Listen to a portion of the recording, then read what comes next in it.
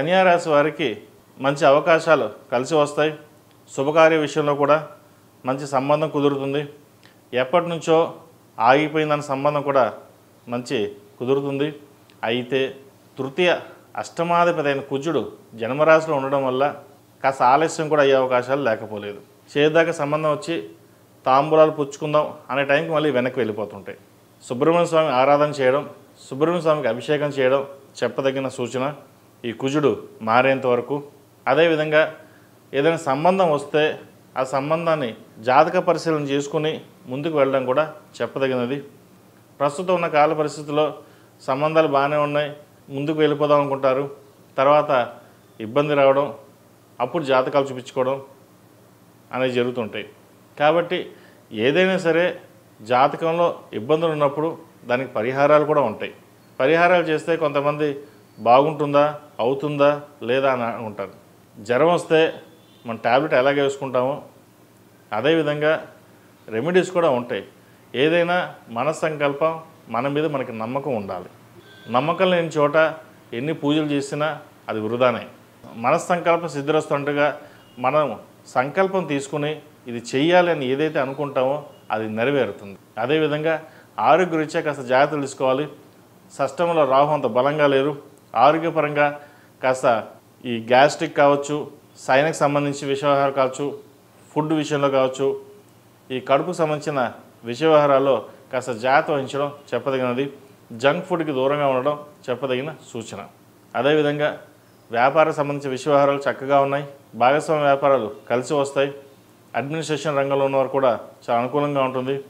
ఈ ముఖ్యంగా ప్రభుత్వ సంబంధమైన వ్యాపారాలు ఏదైతే చేద్దాం అనుకున్నారో అవి కలిసి వస్తాయి. ప్రభుత్వ పరంగా రావాల్సిన బెనిఫిట్స్ కూడా ఉంటుంది. ప్రభుత్వ ఉద్యోగం కోసం ప్రయత్నిస్తున్న వారు కూడా ఈ వారం వచ్చే అవకాశాలు చక్కగా గోచరిస్తోంది. ప్రయత్నాలు ప్రారంభించవచ్చు. ద్వితీయ భాగ్యాధిపతి అయిన శుక్రుడు ఏకాదశంలో ఉన్నారు బుధుడితో కలిసి.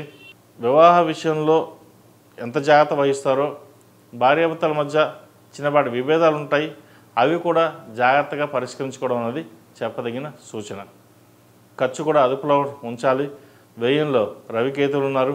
ఒక 10 రూపాయలు వస్తే 20 రూపాయలు ఖర్చు అవుతుంది. ఇది ముందు ఖర్చు పెడదాం, తర్వాత సంగతి ఆలోచిద్దాం అనే భావన ఎక్కువగా ఉంటుంది. సాధ్యమైనంత వరకు ఖర్చును అదుపులో ఉంచుకోవాలి. మీరు ఎంత ఖర్చును అదుపులో ఉంచుకుంటే భవిష్యత్తు అంత బాగుంటుంది. అదేవిధంగా ఈ రాశిలో జన్మించిన విద్యార్థులకు ఆరోగ్యరీత్యా కాస్త ఇబ్బందులు ఉంటాయి.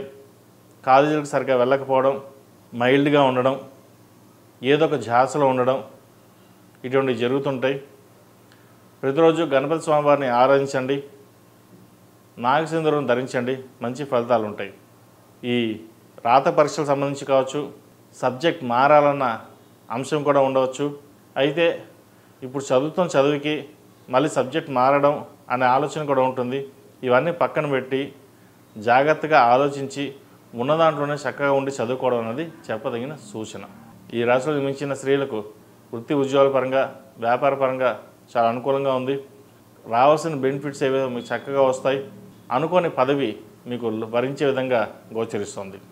అది ప్రభుత్వ ఉద్యోగం కావచ్చు, రాజకీయ పదవి కావచ్చు, ఏదైనా సరే మీరు ఏదైతే కోరుకుంటారో అది ఈ వారం నెరవేరే అవకాశం కూడా గోచరిస్తుంది. అదేవిధంగా భాగస్వామ్య వ్యాపారాలు కలిసి వస్తాయి. విదేశీ సంబంధించిన విషయవహారాలు కూడా చక్కగా ఉంది.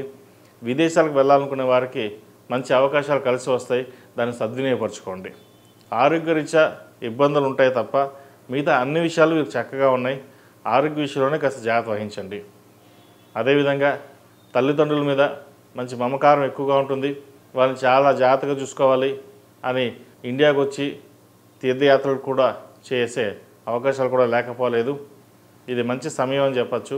చక్కగా ఈ నవరాత్రుల్లో వినాయకుడికి ప్రతిరోజు ప్రతినిత్యం జిల్లెడు రుతులతో దీపారాధన చేసి గణపతికి గకారక అష్టోత్తరంతో గరికతో పూజ చేయండి. గరిక ఎంత శ్రేష్టం, ఎంత పుణ్యం అంటే ఒక గరిక చాలు మనకి సకల దోషాలు పోతాయి. గరికకున్నంత పవర్ ఇంకోటి దేంట్లోనూ ఉండదు. కాబట్టి మనం రోజు చేసే పూజల కంటే ఈ 9 రోజుల్లో ఆ గణపతి స్వామి వారికి పూజ చేసే పూజ చాలా విశేషమైనది.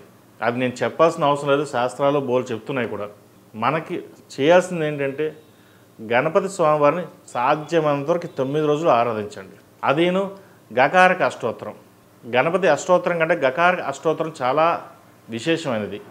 ఈ గణపతి గకారక అష్టోత్తరంతో గరికతో పూజించండి.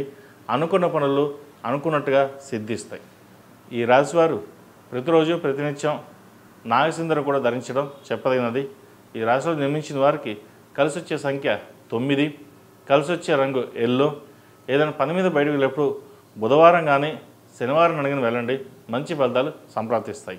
ఈ పూజా స్టోర్.in పసుపు కుంకుమ నుంచి దేవతా విగ్రహాల దాకా అన్ని రకాల పూజలు, వ్రతాలు, వివాహం, గృహప్రవేశం, హోమాది శుభకార్యాలకు కావలసిన పూజా సామాగ్రి అంతా ఒక్క క్లిక్తో మీ ఇంటి వద్దకే. నేడే ఆర్డర్ చేయండి మీ ఈ పూజా స్టోర్.in లో. One stop for all pooja needs.